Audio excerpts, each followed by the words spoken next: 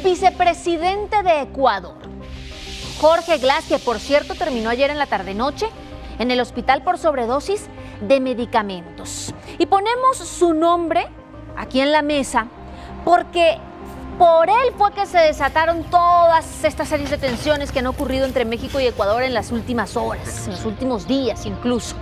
Él estaba resguardado en la Embajada de México allá en Quito cuando fuerzas de seguridad irrumpieron para detener al ex vicepresidente por malversación de fondos. Ahí está el momento en el que incluso agreden a personal de la Embajada mexicana. A ver, esto es un grave atentado contra la soberanía mexicana, porque hay que entender una cosa: las embajadas es como una especie de extensión de territorio y Ecuador, incluso podríamos decir, invadió parte de México, y claro que se rompieron las relaciones diplomáticas.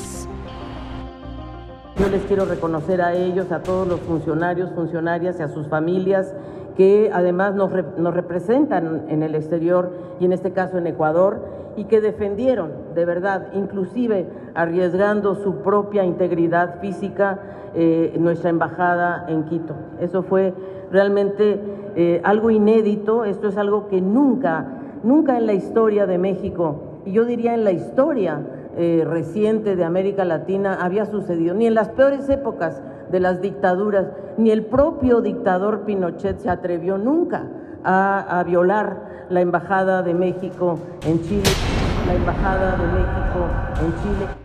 Y si vamos más allá, ni siquiera Reino Unido se atrevió a tanto cuando Julian Assange estaba dentro de la propia Embajada de Ecuador allá en Londres. Todo el continente, la Unión Europea están del lado mexicano, y cuando muchos países le cuestionan al presidente de Ecuador, Daniel Noboa, oye, ¿qué pasó? Él simplemente se remite a decir: la justicia no se negocia. El argumento es que había riesgo de fuga y por eso entraron de la manera que entraron a sacar al ex vicepresidente. Claro que México va a presentar una denuncia ante la Corte Interamericana de Justicia, mientras que Ecuador busca diálogo y tratar de restablecer las relaciones. Mientras todo eso pasa, las relaciones siguen rotas. ¿Eso qué implica? ¿A usted en qué le afecta? Mire, para empezar, se paraliza el comercio. Claro que hay repercusiones económicas. Ningún producto de Ecuador entra a México, ningún producto de México entra a Ecuador. Pero por otro lado, se suspenden los trámites de visas. Si usted tenía planeado ir a Ecuador, o algún ecuatoriano tenía planeado venir a México, en este momento no se puede. Incluso visas de estudiantes, algún mexicano estudiando en Ecuador o un ecuatoriano estudiando aquí en México, no van a poder por ahora renovar su visa de estudiante. Pero además, los migrantes ecuatorianos ilegales, indocumentados, que agarren uno de estos días el Instituto Nacional de Migración, no van a poder ser deportados, sino que van a tener que quedarse presos aquí en México. Hay una serie de complicaciones y vamos a centrarnos específicamente en estas tensiones políticas, porque México exigirá visa temporal para ciudadanos peruanos. ¿Cuál es el argumento? El aumento de personas en las inconsistencias justamente con la documentación. Pero este requisito va a comenzar a aplicarse a partir del 20 de abril. Ahora, ¿cuál es la respuesta de Perú? Pues que también pedirá visa a los mexicanos. La fecha por confirmar será en los próximos días. ¿Cuáles países van a requerir visa en América? Cuba, Estados Unidos, Puerto Rico y también Canadá.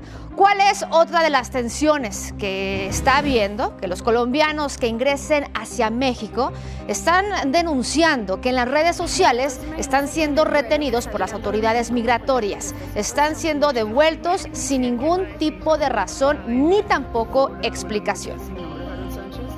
Bueno, entonces imagínense que en el vuelo que está llegando de México me encuentro con esta situación, que muchos compatriotas fueron devueltos sin ninguna razón, fueron retenidos, les quitaron sus pasaportes, los devolvieron, les quitaron los cordones, los tenían incomunicados. De hecho, venimos en el vuelo y este es el momento donde todavía Avianca no devuelve sus pasaportes, no los tienen ni los celulares para que no pudieran grabar. Avianca no devuelve sus pasaportes, no los tienen ni los celulares para que no pudieran grabar. Ella no es la única, porque se ha denunciado en redes sociales que esto se repite de forma constante. Y bueno, el cónsul de Colombia en México solicitó a México informes sobre los casos. ¿Pero qué creen? No hay ningún tipo de respuesta por ninguno de ellos. Únicamente las autoridades mexicanas dicen que los casos se investigarán a fondo. Pero la pregunta es, ¿para cuándo?